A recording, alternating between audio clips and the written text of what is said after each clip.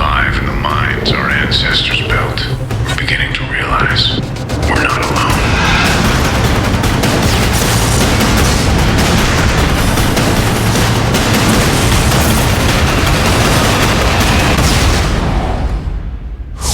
Red Faction 1 was very successful right out of the gate. The ratings were really high, got a lot of very positive reaction out of the fans. And there we were, planning the sequel immediately. In Red Faction 1, our standard enemies were humans and these mutant creatures that you had to fight. In Red Faction 2, you had humans again and these nano-zombies. In Red Faction Guerrilla, we just stuck with the humans, but gave them some pretty nasty weapons and vehicles that you had to try to deal with. We really started to build up this sci-fi franchise. We've taken this and we've actually wrote Red Faction Armageddon.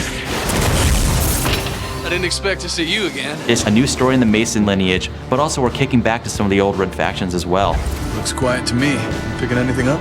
Negative. Something's not right. So there's an entirely different scale of enemies that you're going to be fighting, and therefore different tactics that you have to use.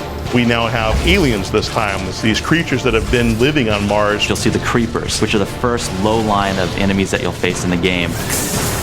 These guys like to melee you, they like to spit acid at you. Then we have the Ravagers, they're kind of like the mid-level infantry. They stick to buildings, they can throw lightning bolts at you. And then we have some of the bigger enemies, the tanks, the heavies. They can overrun you, they can stomp on you. Beyond that, it's just destructive weapons, destructive environments, new ways of approaching battles with enemies. Geomod means geometry modification. You fire a rocket at that wall, it shouldn't just turn black. There should be a hole in that wall, and it should go through that wall and blow up something on the other side of that wall.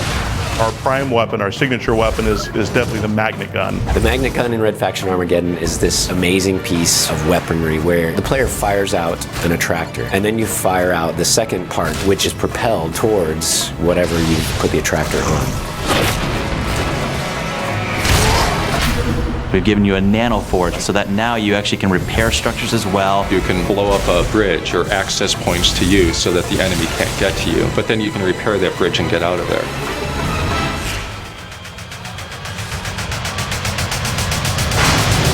We've had a lot of fun being able to come up with some of these types of weapons that are really maximizing destruction. I think at the core of it, it is a game, it's entertainment, and it's got to be fun.